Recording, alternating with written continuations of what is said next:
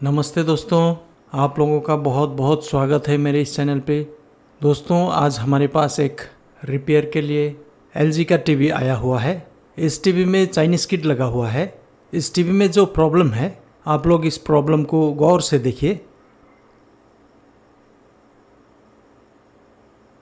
इस टीवी में जो प्रॉब्लम है वो दिखने में वर्टिकल सेक्शन में प्रॉब्लम है जैसा लगता है, लेकिन ये प्रॉब्लम वर्टिकल सेक्शन में नहीं है। इस प्रॉब्लम को आप लोग गौर से देखिए। इस टेलीविज़न का स्क्रीन किस तरह से हिल रहा है। दोस्तों, आप लोगों के लिए एक न्यूज़ है।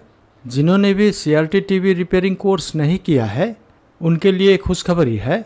मैंने CRT टीवी रिपेयरिंग कोर्स का वीडियो बनाया है थ्योरी में। अगर आप वो वीडियो चाहते हैं तो मुझे इस नंबर पे व्हाट्सएप कर सकते हैं। इस टेलीविज़न का स्क्रीन इस तरह से हिल हिल के आखिर में बंद हो जाता है। देखा ना आप लोगों ने दोस्तों, इस टेलीविज़न का स्क्रीन किस तरह से बंद हो गया। तो आज हम लोग इस प्रॉब्लम को समझेंगे और इसे रिपेयर करके भी देखेंगे। तो दोस्तों, आप लोगों को क्या लगता है आखिर ये प्रॉब्लम किस वजह से हुआ है? दोस्तों, जैसे कि आप लोग यहाँ देख पा रहे हैं, ये एक लोकल किट है। इस तरह का सर्किट बोर्ड आजकल ज़्यादा दिखने को मिल जाता है और ये फिट करने में भी आसान होता है। तो चलिए आखिर इस टीवी में क्या प्रॉब्लम है इसे देखें। ये जो आप लोग देख पा रहे हैं, ये इस टीवी का पावर इंडिकेटर है। ये पावर इंडिकेटर ग्लो करने का मतलब है कि इस टीवी में पावर सप्लाई मिल रहा है, लेकिन ये टीवी बंद है। आखिर इस तरह का प्रॉब्लम क्यों हुआ है, चलिए इसे देखें। दोस्तों, यहाँ आप लोगों को दो बड़ा ट्रांजिस्टर देखने को मिल रहा होगा। ये दो ट्रांजिस्टर अक्सर लोकल किट में ऑडियो IC का सामने दिख जाता है। ये दो ट्रांजिस्टर एक 5 वोल्ट रेगुलेटर ट्रांजिस्टर है और दूसरा 8 वोल्ट रेगुलेटर ट्रांजिस्टर है। इन्हीं दो ट्रांजिस्टरों से मेमोरी IC और मेन IC को 5 वोल्ट और 8 वोल्ट सप्लाई मिलता है। तो इस टीवी में जो प्रॉब्लम हुआ है, ये प्रॉब्लम इन दोनों में से कोई एक ट्रांजिस्टर का वजह से हो रहा है। तो चलिए दोस्तों देखें आखिर कौन सा ट्रांजिस्टर का वजह से इस तरह का प्रॉब्लम हो रहा है।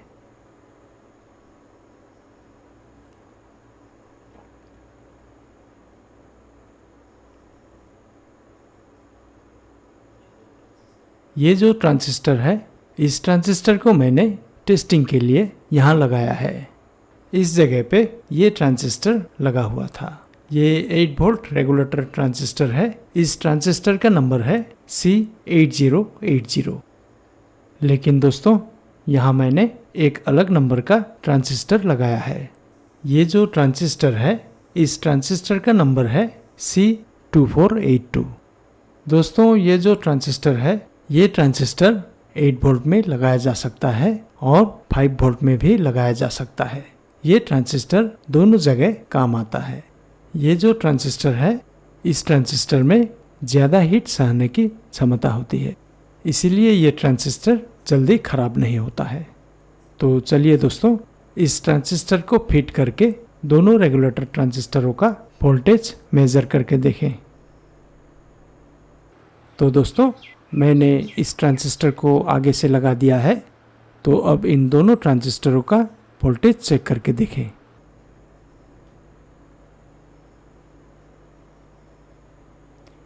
इस जगह पे 5 वोल्ट का रेगुलेटर ट्रांजिस्टर है। तो चलिए इस ट्रांजिस्टर का वोल्टेज मेज़र करके देखें। इस ट्रांजिस्टर का बेस यहाँ है और इस बेस में 5.3 वोल्ट दिखा रहा है। ये बिल्कुल ठीक है, क्योंकि इस ट्रांजिस्टर का बेस में एक 5.2 वोल्ट का जेनर डायोड लगा हुआ है, इसीलिए इस ट्रांजिस्टर का बेस में 5.3 वोल्ट दिखा रहा है। और अब इस ट्रांजिस्टर का कलेक्टर में 8.5 वोल्ट दिखा रहा है। ये इस ट्रांजिस्टर का इनपुट वोल्टेज है, जो कि बिल्कुल सही है। ये वोल्टेज 8 वोल्ट रेगुलेटर ट्रांजिस्टर से इस ट्रांजिस्टर को मिल रहा है। तो चलिए अब हम इस ट्रांजिस्टर का एमीटर का वोल्टेज मेजर करेंगे, क्योंकि इसी एमीटर से 4.5 वोल्ट या 5 वोल्ट मेमोरी आईसी और मेन आईसी को मिलता है। जैसे कि आप मल्टीमीटर में देख पा रहे हैं 4.7 वोल्ट दिखा रहा है। इसका मतलब है कि ये 5 वोल्ट रेगुलेटर ट्रांजिस्टर बिल्कुल सही तरीके से काम कर रहा है। तो अब चलिए दोस्तों, ये जो 8 वोल्ट का रेगुलेटर ट्रांजिस्टर है, इस ट्रांजिस्टर का भी वोल्टेज को मेजर करके देखें।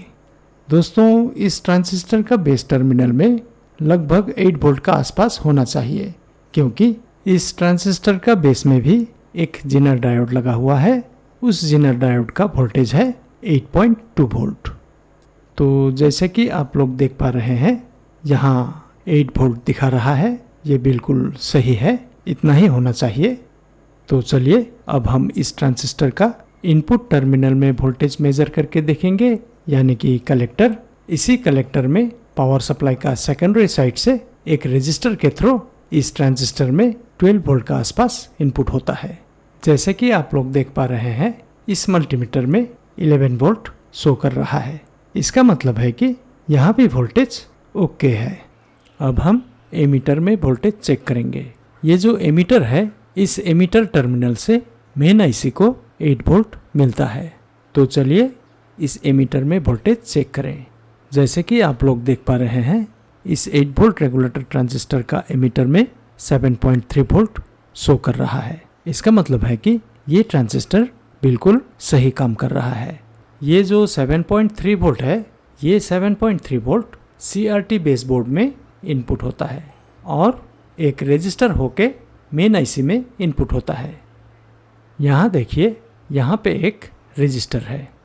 यहाँ पे आप लोग गौर से देखिए, यहाँ पे एक रेजिस्टर है। इसी रेजिस्टर से होके ये जो 7.3 वोल्ट है, ये 7.3 वोल्ट इस रेजिस्टर से वोल्टेज ड्रॉप होके इस ट्रैक के थ्रू मेन आईसी में ये वोल्टेज इनपुट होता है। ये मेन आईसी का VCC सप्लाई पिन है। तो देखा दोस्तों आप लोगों ने, इस मेन आईसी को 8 वोल्ट नहीं चाहिए।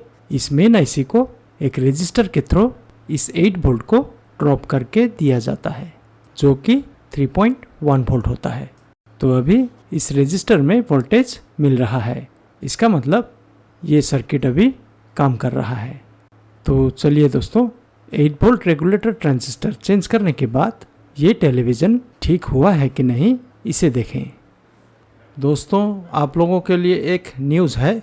जिन्होंने भी CRT TV रिपेयरिंग कोर्स नहीं किया है, उनके लिए खुशखबरी है। मैंने CRT TV रिपेयरिंग कोर्स का वीडियो बनाया है थ्योरी में। अगर आप वो वीडियो चाहते हैं तो मुझे इस नंबर पे व्हाट्सएप कर सकते हैं।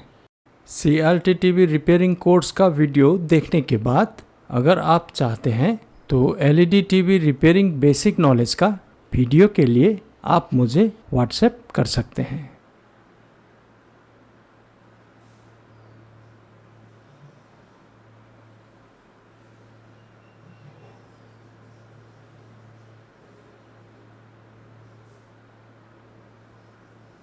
तो जैसे कि आप लोग देख पा रहे हैं, ये टेलीविज़न अब बिल्कुल ठीक हो चुका है।